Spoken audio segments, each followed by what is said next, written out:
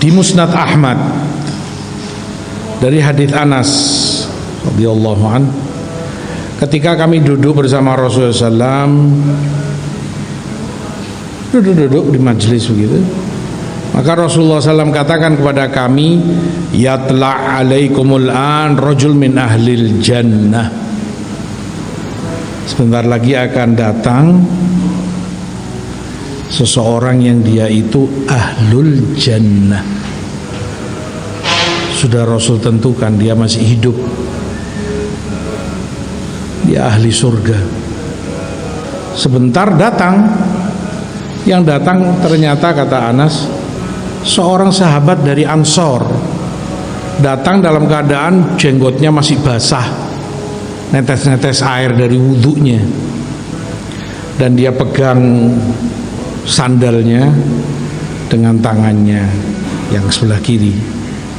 Besok hari kedua sedang duduk-duduk begini sama para sahabat, kembali Rasulullah katakan, yatla' alaikum al-an rajul min ahlil jannah.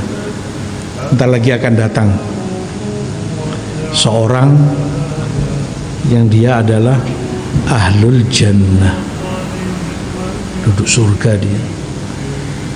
Nggak lama datang, ya sahabat Ansor yang kemarin itu tadi.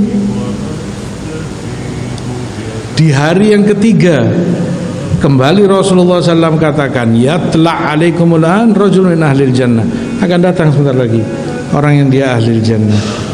Ya, yang muncul Ansor itu juga. Maka begitu selesai Rasul sebutkan, sahabat ini diikuti oleh Abdullah bin Amr ibn As. Ya, dia sampaikan oleh Abdullah bin Amr, ya mungkin kalau bahasa kita, afwan, ana sedang ada problem sama abah, cekcok lah, berat untuk kembali ke rumah ini. Kalau boleh nginep di rumahmu untuk beberapa hari. Oh, fadol kata dia, silahkan, ahlan wa sahlan. Begini bermalam Abdullah bin Amr bin As di rumah orang itu selama 3 hari 3 malam. Abdullah bin Amr tinggal di rumah orang itu. Tiap malam ditunggu sama Abdullah bin Amr, apa amalan orang ini. Mungkin sholat malamnya Masya Allah, qiyamul lail, tahajudnya, sampai subuh adzan orang ini baru bangun saat adzan. Ya, orang dulu antum tahu lah, rumahnya kecil-kecil sederhana, sehingga tahu kalau bangun sholat itu. Mungkin besok, kata Abdullah bin Amr, hari kedua bermalam di situ juga, ditunggu gak bangun malam, tidak sholat malam, wala qiyamul lail, wala tahajud, wala apa. Dia bangun saat subuh, sholat ke masjid. Begitu pula hari ketiga. Setelah hari ketiga, Abdullah bin Amr menyampaikan kepada dia, ya fulan, terus terang, sebetulnya nggak ada problem antara aku dengan abahku, nggak ada. Baik-baik saja hubungan kami. Cuman ya afwan, anak sengaja nyampaikan itu karena tujuan anak pingin bermalam di rumahmu, pingin tahu apa amalanmu ini. Kenapa? Karena 3 kali 3 hari berturut-turut Rasulullah SAW sampaikan kepada kami, datang orang ahli jannah. Ternyata engkau yang datang. Hari kedua muncul, bentar lagi ahlul jannah, ternyata engkau yang muncul. Hari ketiga datang ahlul jannah, ternyata engkau juga yang muncul. Penasaran kami, apa amalanmu ini? Sampai Rasul cap ahlul jannah, diklaim oleh Rasulullah SAW ahlul jannah, dan 3 kali bukan sekali. Bisa apa nggak penasaran? Kami ingin tahu apa perbuatanmu.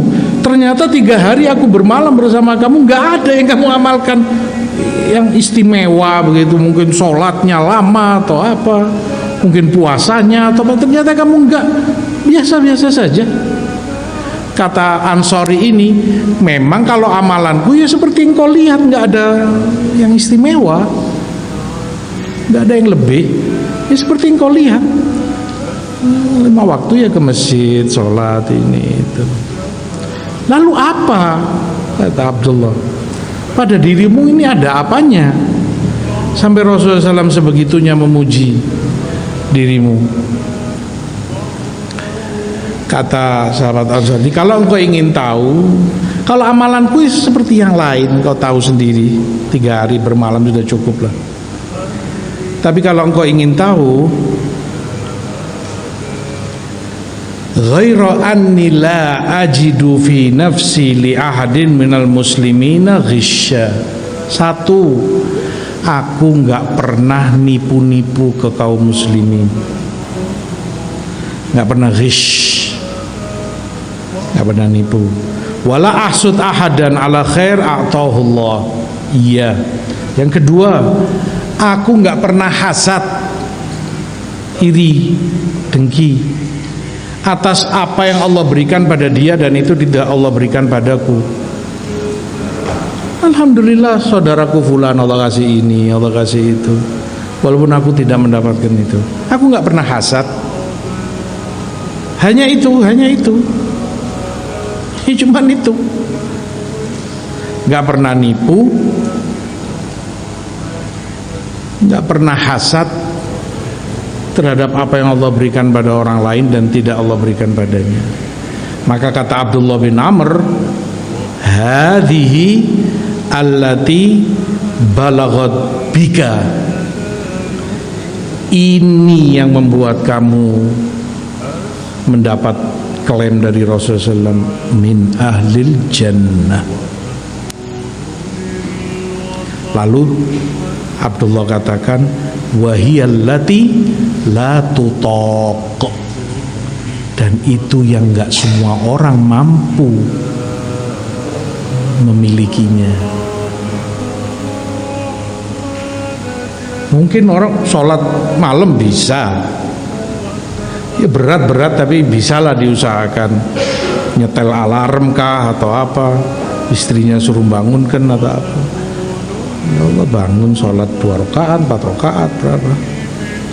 Puasa walaupun berat ya bisalah diperjuangkan, Senin Kamis, ya Mulbid, Daud atau yang lainnya, sedekah dan yang lain-lainnya bisa. Tapi ini la tutaq, berat, kata Abdullah bin Amr. Nggak pernah nipu, nggak pernah hasad, sehingga jiwanya bersih. Wala ada dengki sama saudaranya, wala ada permusuhan kepada saudaranya. Ini yang membuat dirimu mendapat apa yang Rasulullah SAW sampai sebutkan tentang dirimu.